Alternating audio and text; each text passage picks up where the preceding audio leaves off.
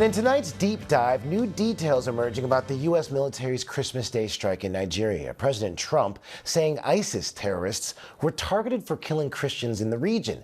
U.S. and Nigerian officials now confirming they worked together on the operation, which they say killed multiple terrorists. Joining me now, Zulfat Suara. She made history in 2019 as the first Nigerian-born woman elected to any political office in the U.S. She serves as a councilwoman-at-large in Nashville and Davidson County, Tennessee. Zulfat, thank you for joining me. First off, just your reaction to the strikes in your native country on Christmas Day. Thanks, Ike, for having me. I think when the news first came out, it was a little bit troubling because it came out in the middle of the night when they were still sleeping. And many of us are baffled that the U.S. president unilaterally attacked a sovereign country. And of course, immediately having families in Nigeria, families in both South and Northern Nigeria, are waiting to talk to them, to call them, to see what's going on. Those were the reactions. But everyone knows that this conflict has been going on for a long time. A lot of Nigerians have died because of this. And so just knowing that there's an end in sight was also a welcome relief for a lot of us. Zulfat, how significant is it to see the U.S. working together with Nigerian officials on this operation? It is significant, and I applaud the Nigerian government knowing that maybe they have limited means to curb what's been going on for a long time. Like I said, it's been a lot. A lot of Nigerians have died, Muslims, Christians, over different reasons, and so it cannot keep going on. And so putting the safety of Nigerians on top of everything and asking for help, I applaud it, and I'm glad that they also keeping control. Nigeria is still in charge. Nigeria is still a sovereign country. Nigeria is still making the calls. And so that's very important as well. Now, President Trump says terrorists are deliberately targeting Christians in Nigeria. But is it only Christians? No, it's not. It's not. Many people that know my story know that I come from a mixed family. My mother's family are Christians. My father's family are Muslims. I have families in North and South. That's what Nigeria has always been. We've been very mixed and we look after each other. But when you look at all the reports that's been coming out, independent agencies have confirmed that, no, this is not a religious killing. Christians were being killed and it should be condemned, but so are Muslims. The last bombing that happened at a mosque.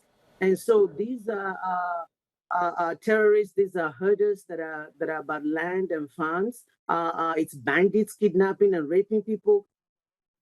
So it's about security for all Nigerians because all Nigerians will be persecuted and killed by the different groups. Now, Zulfat, I'm curious, how strong of a presence does ISIS have in Nigeria right now, especially in the area of the military strike? It's a very complex thing. And a lot of Nigerians will tell you that there are people coming in from outside of Nigeria, close to the border from other countries surrounding the area. There are people that have religious terrorists out there. That is a fact. But like I said, it's a very complex area.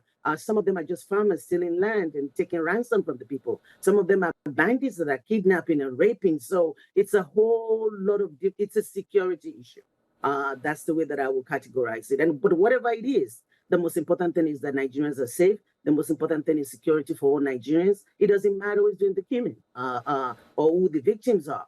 The critical issue is that safety and security of all Nigerians. But it is important for me that we don't categorize it as a religious issue because it creates more division in Nigeria. It also undermines the killing of Muslims that are going on there as well. And so framing it as what it is, bad people killing innocent people in Nigeria. What do you see as the next steps here for the Nigerian government?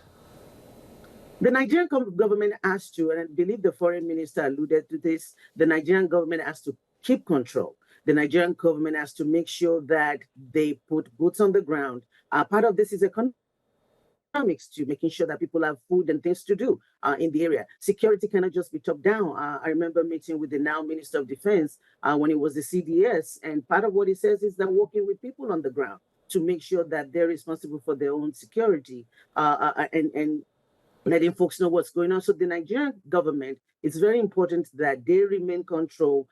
They continue to, that is their priority, keeping Nigerians safe. At no point should the Nigerian government allow the U.S. government to have boots on the ground?